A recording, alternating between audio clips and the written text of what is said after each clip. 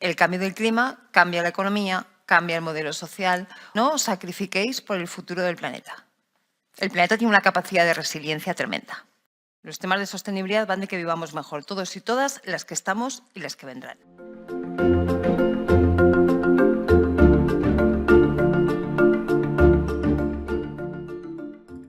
Pues muchísimas gracias, Íñigo, gracias al BC3, al Back Center for Climate Change, por organizar esto y por invitarme. Yo unas cuantas ideas solamente para provocar neuronas y para abrir boca a los diálogos que luego tendréis, que tengo la sensación y la intuición de que van a ser muy, muy productivos y que van a ayudar a avanzar en esto de la adaptación, ¿no? Desde luego, adaptarse no es una opción, adaptarse es la única opción.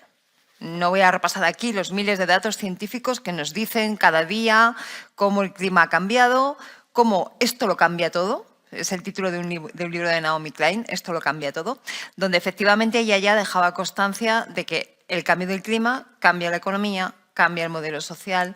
Ojo, que también cambia la política, que estamos viendo estos días en Valencia y todo lo que repercute alrededor de eso, y cambia de alguna forma nuestra manera de vivir y de estar en el planeta, ¿no? ¿Cómo adaptarnos a todo esto? A mí me gustaría que reflexionáramos sobre tres conceptos muy rápidos, ¿no? Sobre algo que a priori está destinado a cuestionar aquellas frases, ¿no? Aquellas sentencias que llevamos ya mucho tiempo en la cabeza. Entonces, a mí me gustaría provocar a vuestras neuronas. Y empezaré diciendo que no os sacrifiquéis por el futuro del planeta. ¿Por qué? Primero, porque el planeta no tiene tantos problemas. El planeta tiene una capacidad de resiliencia tremenda. Salvo en materia de biodiversidad, donde efectivamente lo que se pierde no hay marcha atrás, o sea, no se puede recuperar, perdón, y en alguna otra cuestión, pero lo cierto es que el planeta tiene una enorme capacidad de adaptarse a esos cambios y de sobreponerse. El problema lo tenemos los seres vivos que estamos en ese planeta. Esos tenemos menos capacidad de adaptarnos y tenemos menos posibilidad de hacer frente a la crisis climática. Por lo tanto, esa tercera parte de esa frase, ¿no?, de no te sacrifiques por el futuro del planeta, es que no es el planeta, es que somos nosotras y nosotros, los que estamos y los que vendrán. El conjunto de seres vivos, no solamente los humanos. Por eso los temas de biodiversidad hay que tratarlos aparte, pero efectivamente no es el planeta. Segunda cuestión, futuro, ¿qué futuro? De futuro hablábamos cuando éramos mucho más jovencitos que ahora, ¿no? Y decíamos, es que el futuro, es que la contaminación, es que lo tenemos encima. El último informe del IPCC, del que María José Sanz forma parte de su grupo científico, ya nos dice que efectivamente se están cumpliendo los peores escenarios mucho antes de lo previsto. Lo que pasa es que también nos dice una cosa, y es que todavía estamos a tiempo de aprovechar esa ventana de oportunidad que está a punto de cerrarse, pero que aún no se ha cerrado. Es decir, estamos a tiempo de parar las peores consecuencias de la crisis climática. Hablo de consecuencias, no hablo ya de la crisis como tal, ¿no? Por lo tanto, ni estamos hablando del planeta, ni estamos hablando del futuro. Pero me voy a centrar en lo que realmente me interesa aquí, que es la noción de sacrificio. Muchas veces quienes venimos reflexionando y trabajando en cuestiones ambientales, hemos, de una forma a veces consciente y a veces muy inconsciente, hemos planteado la transición ecológica como un proceso de sacrificio, ¿no? Tú tienes que sacrificarte y hacer no sé qué cosas, ¿no? Cuando te pones a pensarlo, lo primero que te viene a la cabeza es, yo tengo que sacrificarme, quiere decir que yo tengo que dejar el coche en casa todos los días e ir a trabajar en transporte público. ¿Eso es sacrificarme? Hombre, depende. Si yo tengo un buen transporte público, no solamente no es sacrificarme, es que tengo un momento de oportunidad en las 2 horas que tengo todos los días entre que voy y vengo del trabajo para leer, para escuchar música de forma relajada o haciendo lo que tenga que hacer. Me estoy liberando de la carga que supone tener que ir todos los días en coche 2 horas al trabajo. Ahora bien, necesito tener un buen transporte público. ¿Supone sacrificarse dejar de tener la carne, o mejor dicho, las proteínas y las grasas animales como principal elemento de nuestra dieta? Porque si quito una parte de esas grasas y de esas proteínas animales y las sustituyo por otras cosas, en realidad estoy abriendo una posibilidad tremenda de todo tipo de alimentos con los que puedo alimentarme igual o mejor de bien, probablemente de una manera más sana, sin necesidad de consumir tanta proteína animal.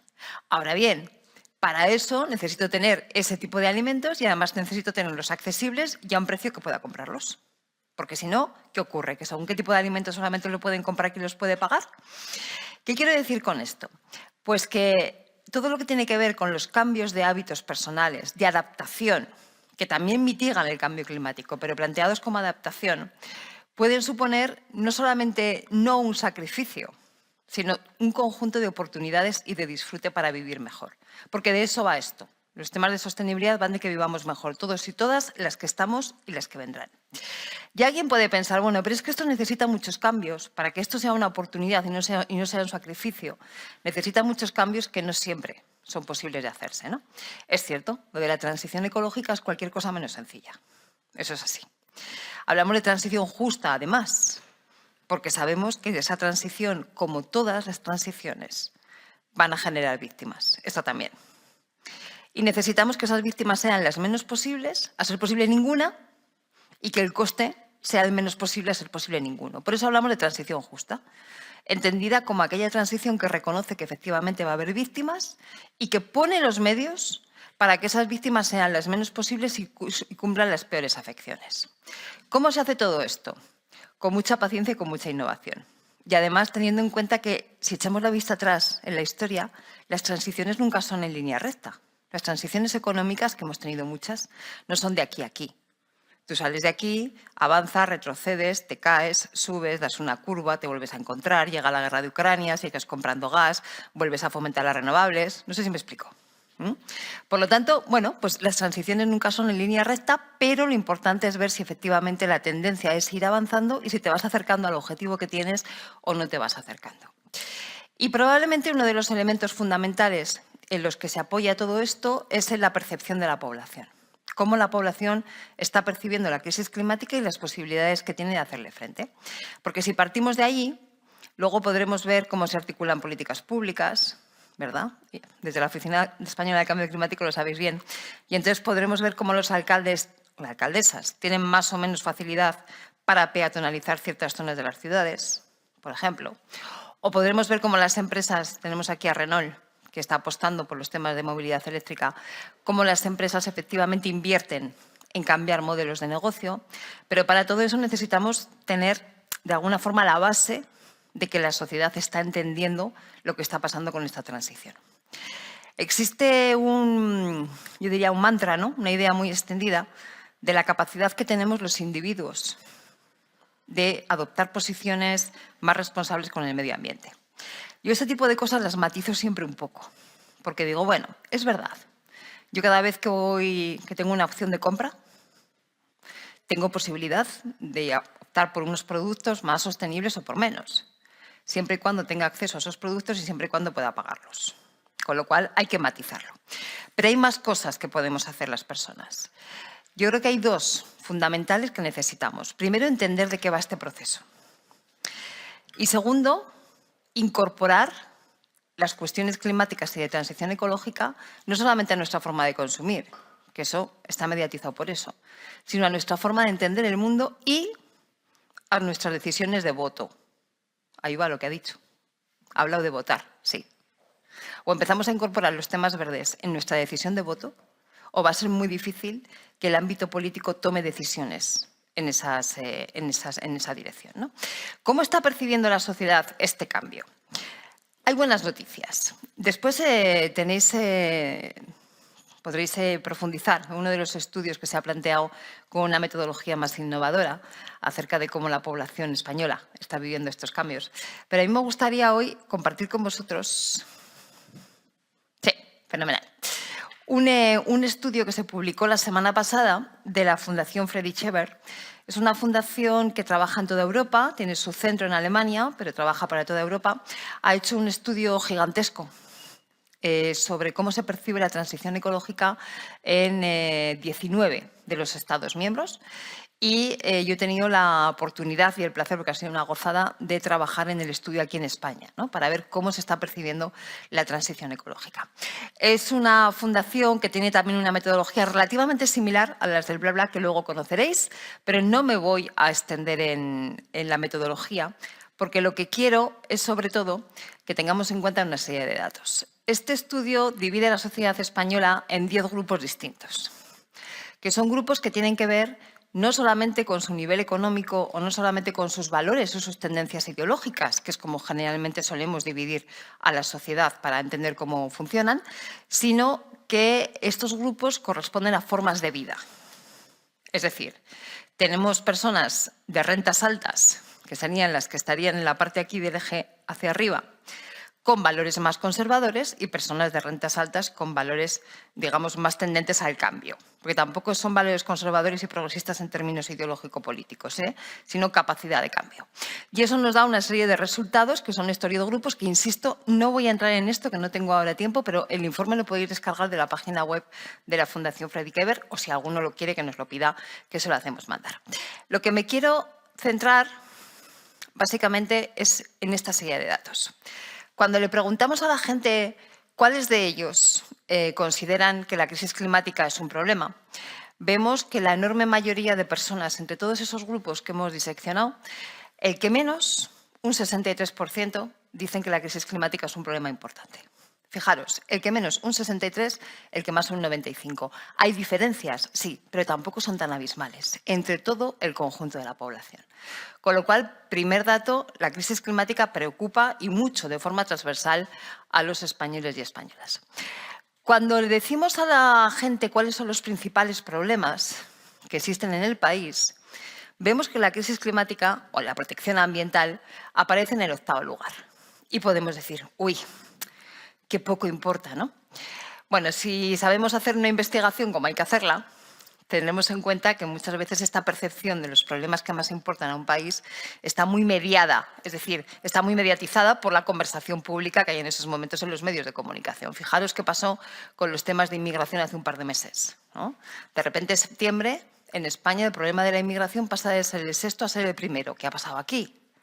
Pues ha pasado aquí que todos los telediarios todos los días estaban hablando de problemas relacionados con la migración. 2 meses después vuelve a su posición originaria y vuelve al 5º puesto. Bueno, pues con esto pasa algo parecido, ¿no? Sin embargo, cuando preguntamos ya exactamente a cuántos de ustedes les parece que la crisis climática es un problema importante y que hay que actuar, con qué importancia, vemos que se da un promedio de 7,6. En términos académicos, un notable alto. ¿Vale? Es decir, existe esa percepción muy generalizada y muy transversal de que la crisis climática es un problema, que es muy importante y que hay que actuar. ¿Dónde están entonces los obstáculos? Porque si queremos avanzar a la transición tenemos que empezar a remover esos obstáculos. Lo primero que nos están diciendo las encuestas, casi todas, y está también de una forma también bastante amplia, aunque con alguna diferencia, es que la gente se está sintiendo poco informada, mal informada, y no acaba de entender el sentido de la transición. Cuando me dicen que tengo que cambiar, que no puedo entrar con mi coche diésel a la ciudad, ¿por qué? ¿Qué sentido tiene? ¿Qué alternativa tengo? ¿Qué puedo hacer? Cuando me cuentan que los vuelos, igual resulta que hay vuelos de 2 horas que hay que sustituir por trenes, ¿por qué? ¿Qué sentido tiene? ¿Para qué? Y los vuelos, todos o algunos, y para todos, o sea, no existe una percepción de que haya una información de calidad que permita entender el porqué de la transición ni las medidas que se están tomando, ¿no?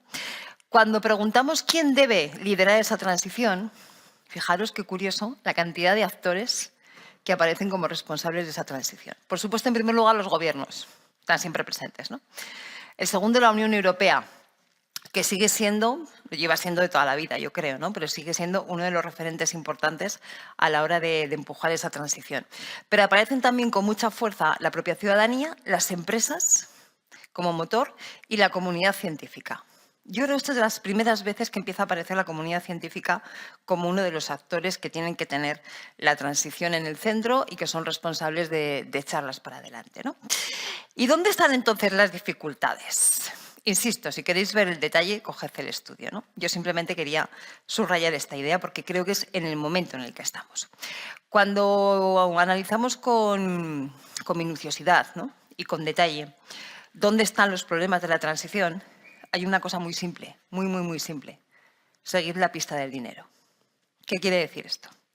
Existe percepción de que hay un problema de crisis climática.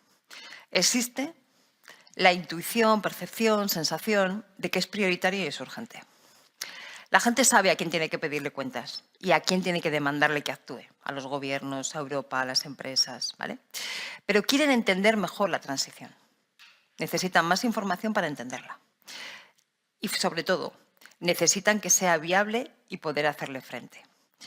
No vemos en los estudios que existan resistencias a cambios de hábito, a cambios de vida, a cambios de consumo, siempre y cuando, como es normal, eso no suponga un perjuicio de lo que yo considero calidad de vida.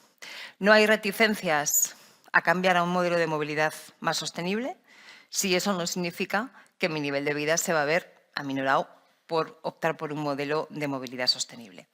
De la misma manera que no hay reticencias a aislar nuestros edificios para que sean más eficientes desde el punto de vista energético, si a mí se me garantiza que voy a tener ayudas, que voy a tener unas empresas que lo hagan, que voy a tener buenos materiales, etcétera, etcétera, etcétera. Todo esto está ocurriendo en medio de un contexto que es el que vivimos ahora, que es el de una enorme crisis de confianza en las instituciones. Es fundamental, entonces, que las instituciones, si quieren avanzar en transición ecológica, pongan los recursos a disposición de la población con criterios de transición justa, como decíamos anteriormente, y lo hagan de forma que sea creíble, que sea fiable y que se pueda hacer de una manera rápida. Que nos creamos que efectivamente ese tipo de políticas existen, que sabemos que existen, tenemos aquí la Oficina de Cambio Climático, pero a veces estamos viendo que la población duda acerca de si esas ayudas llegan, cómo llegan, si finalmente van a tener problemas, qué tipo de cuestiones me van a pedir, me van a generar. Entonces necesitamos sobre todo reforzar la confianza en las instituciones a la hora de que efectivamente ese tipo de políticas que, insisto, existen, pero se perciban como útiles. Concluyendo, yo dejo ahí las ideas para provocar y que luego sigáis el debate, que además va a moderar Juan Luis y seguro que lo vais a pasar bien y van a salir cosas interesantes. 4 ideas claves. Primero, esto no va del planeta, esto va de nosotras y de nosotros. Segundo, esto no va de futuro, esto lo tenemos aquí ya, esto es presente. Esto no va de sacrificio. O sea, esto va de saber hacer un ámbito de oportunidades y de disfrute para vivir mejor.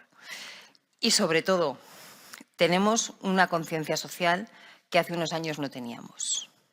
Se ha hecho ya un trabajo muy importante acerca de todo lo que supone la crisis climática y lo que tiene que ser la transición ecológica. Ahora bien, no podemos pedir heroicidades. A nadie le podemos pedir que viva peor, sobre todo porque los que menos tienen ya tampoco pueden vivir peor.